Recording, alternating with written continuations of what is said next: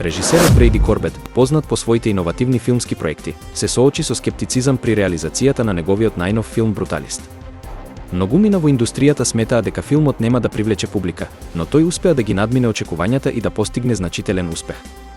Бруталист е епска драма која го следи животот на визионерскиот архитект Ласло Тод, преживеан од Холокаустот, кој во 1947 година доаѓа во САД во потрага по нов почеток. И покрај почетните тешкоти и животот во сиромаштија, Тод се запознава со индустријалецот Харисон Ли Ван Бурен, кој го препознава неговиот талент и го ангажира за голем проект во Филаделфија. Сепак, Тод наскоро сваќа дека успехот носи своји предизвици и жртви. И покрај првичните пречки, вклучувајќи ги одложувањата поради пандемијата и скептицизмот за должината на филмот од 215 минути, Бруталист успеа да освои 3 златни глобуси и да биде споредуван со култниот филм Кум. Овој успех е доказ дека креативноста и посветеноста можат да ги надминат сите пречки, а вистинските уметнички дела секогаш ќе најдат пат до срцата на публиката.